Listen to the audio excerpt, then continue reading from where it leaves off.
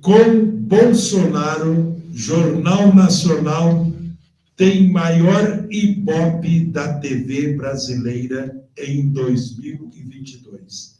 Essa notícia foi repercutida pelo portal Pleno News, o jornalista Paulo Moura, e ela repercutiu hoje, terça-feira, 23 de agosto de 2022, às 8 horas da manhã. A entrevista, o Sabatina, com o presidente Jair Bolsonaro, do PL, na noite dessa segunda-feira, dia 22, no Jornal Nacional da Rede Globo, atingiu índices de audiência que a emissora não vinha conseguindo conquistar com o noticioso nos últimos tempos. E, inclusive, registrou o maior pico de Ibope da televisão brasileira em 2022. Os números foram divulgados pelo site Notícias da TV. Antes desta segunda-feira, antes da sabatina do Bolsonaro, o maior pico de audiência entre todas as emissoras nacionais no ano tinha sido a partida da final do Mundial de Clubes da FIFA, entre o Chelsea e o Palmeiras, que chegou ao ápice de 34,6 pontos na Band no dia 12 de fevereiro. O número é relativo ao apurado na Grande São Paulo, principal praça de publicidade do país. Já a conversa com o presidente no Jornal Nacional, segundo dados prévios de audiência divulgados pelo Notícia da TV, marcou 32,4 pontos de média, mas atingiu picos de 37 na região metropolitana da capital paulista.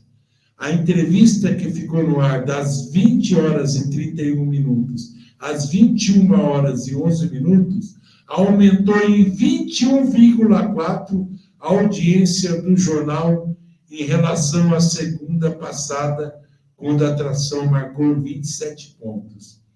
No Rio de Janeiro, o resultado da presença de Bolsonaro no Jornal Nacional foi até superior ao de São Paulo. No Grande Rio, o Jornal Nacional marcou 35 pontos e chegou a picos de 40 durante a entrevista. No Nordeste, o destaque ficou com Salvador, onde o Jornal Nacional chegou a picos de 38 pontos durante a sua realização. Agora, gente, eu devia estar feliz com isso, não? Mas eu não estou, não. Porque eu faço a vocês uma pergunta. Aquilo que aconteceu ontem no Jornal Nacional foi uma sabatina ou um interrogatório? O que você acha? Foi uma sabatina ou um interrogatório? Nunca antes na história das sabatinas, das entrevistas com candidatos na TV, no rádio brasileiro, ou nunca antes na história da Globo, houve um interrogatório, uma inquisição como a que eu vi ontem. Eu deixo aqui para vocês uma pergunta, para a gente refletir. Será que eles vão questionar o Lula pela fala assim, graças a Deus que a natureza criou, mandou esse coronavírus? Será que vai ser usado o mesmo peso e a mesma medida usada com Bolsonaro na sabatina do Lula, do Ciro e da Simone Tebet? Eu nunca vi tanta falta de ética e de profissionalismo como eu vi no 2 contra 1 do interrogatório de ontem no Jornal Nacional. Começou aí a dona Renata Vasconcelos e o Bonner com aquele ar de deboche, de ironia, demonstrando já desde o começo uma incapacidade, sabe, de debater, de levantar os assuntos de real interesse e importância para os eleitores. Ele não teve praticamente nenhum tempo para falar dos feitos do governo atual, que até agora, desses 3 anos e meio, um pouquinho mais de 3 anos e meio de governo, e muito menos do seu plano para o próximo governo. É uma deturpação total. Bonner já entrou irônico, com perguntar, e o golpe? Que golpe? O presidente joga e sempre jogou dentro das 4 linhas da Constituição. As perguntas não teve nenhuma técnica. 2 ou 3. Eram perguntas comportamentais. Que o senhor falou isso, falou aquilo, de empatia, aqueles clichês vazios de esquerda. Chegou ao desplante do Bonner, né? Falar, mas as manifestações, não sei o quê, tinha um monte de gente pedindo intervenção militar, pedindo para tomar o STF, não sei o quê, inclusive muita gente gritando e colocando adesivo, eu autorizo. Bolsonaro disse, é o direito da pessoa, é a liberdade de expressão, faz parte do jogo democrático. Perguntou de novo, mas o senhor não desautorizou. O senhor tinha que ter desautorizado. Que mercadoria de jornalismo é esse? Ele não é um ditador. Daí ficaria fácil para vocês, né, Bonner? Mas o senhor não desautoriza. É claro que não. Cada um. Teve gente que interpreta o artigo 142 da CF de um jeito, outro interpreta de outro, outros querem intervenção militar. Todo mundo que não suporta mais a roubalheira, vocês ganhando milhões por causa das verbas publicitárias de governo corrupto para passar pano, sabe? Quer qualquer outra coisa, menos vocês, menos socialismo, menos o comunismo. Chegou ao desplante. O Bonner pergunta, mas você, Bolsonaro, você fala, teve críticas à urna, você se compromete com o resultado das urnas eletrônicas, quaisquer que eles sejam? Bolsonaro respondeu, se as eleições com as urnas auditáveis e transparentes, sim. Daí ele perguntou de novo. E de novo, a mesma pergunta. Dava a impressão assim, ou você fala o que a gente quer, ou a gente não deixa você falar.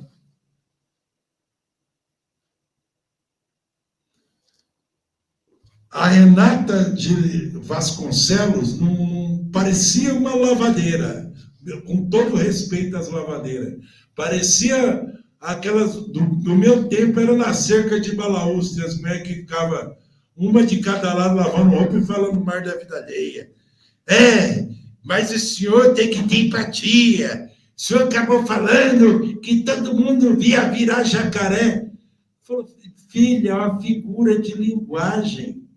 Qualquer um, até um débil mental, sabe que ninguém vai virar jacaré. Mas não, as perguntas eram sempre assim. E Manaus? As verbas repassadas eram mais que suficientes. Foi o gerenciamento do governo do Amazonas que foi uma... Eu ia falar bosta, desculpa, mas foi isso aí. E depois, com a maior cara de pau do mundo, a Renata Vasconcelos, o Bolsonaro responde objetivamente, não. O que eu disse sobre o velado de jacaré foi numa brincadeira, eu disse sorrindo, uma figura de linguagem. Isso não é para ser levado a sério, nem para ser assunto de uma sabatina. As verbas que foram para Manaus eram mais que suficientes, era para não faltar nada. foi gerenciamento e incompetência do governo de Manaus. E, além de tudo isso, eu enfrentei o Fique em Casa e tal, e fechando coisa.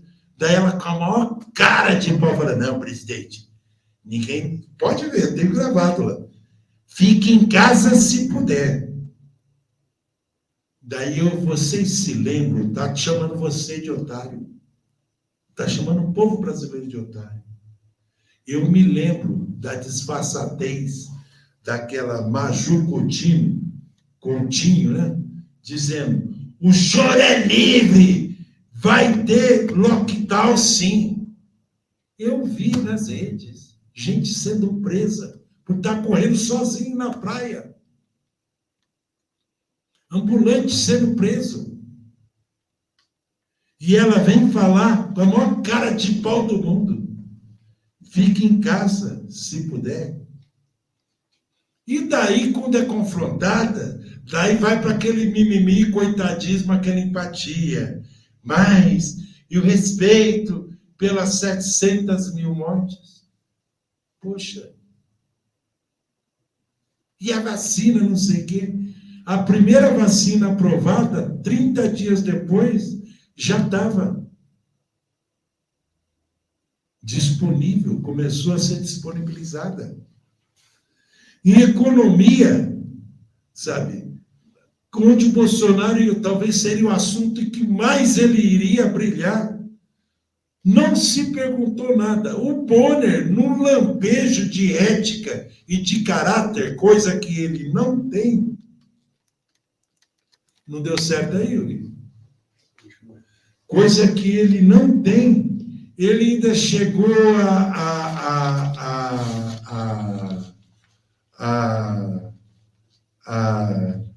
declarar, né, falar que teve a epidemia e a guerra, né? Mas daí, quando o Bolsonaro começou a falar sobre o auxílio emergencial, sobre o PIX, sobre o desconto de 99% do FIES, sobre a queda do desemprego, sobre a deflação, rapidamente, quando eles veem que o Bolsonaro, eles quebram, eles perguntam em cima, ele não deixou o Bolsonaro falar. Daí mudaram direto para o meio ambiente. E daí, com a Europa em chamas, aquela... não dá nem para citar a danada lá da Renata Vasconcelos. Ela afirmou, o Brasil é visto como um destruidor de florestas pelo mundo todo. Que mundo? Em que Nárnia, que toca do coelho você está, mulher? A França está em chamas, a Alemanha está em chamas, a Grã-Bretanha está em chamas. Não se vê uma nota. O ano passado, 1/3 da cobertura nativa da Austrália pegou fogo. Na Califórnia, todo ano, tem a combustão espontânea, tem os ribeirinhos, tem o incêndio criminoso, como a gente viu, quando estava lá o pessoal discutindo em Davos, e vários fatos aqui, militante, ativista e ongueiro tacando fogo na Amazônia, no tempo seco. Daí, quando viu que não tinha jeito, que ele responde, daí fala de troca de ministros. E ele, com uma naturalidade, a gente vê, tenta colocar pelo critério de competência. Se a pessoa não se mostra competente, a gente troca. O que é o correto, o que nunca houve nesse país. E daí o Bonner ainda, quase no final, quer dar a entender que houve corrupção no governo de Bolsonaro. E havia um duto de dinheiro público sendo desviado. Bolsonaro virou para ele e perguntou, onde está o duto de dinheiro? Sabe o que o Bonner respondeu? Não sei. Ou seja, eles criam uma narrativa, acusam sem prova e não deixou o Bolsonaro responder sobre as questões importantes, sobre os feitos do governo. e sobre o que ele pretende fazer de grande, de bonito, de belo e de bom para o nosso país. Foi só aquele negócio de empatia, de mimimi, deboche, ironia, e não deixaram eu me falar.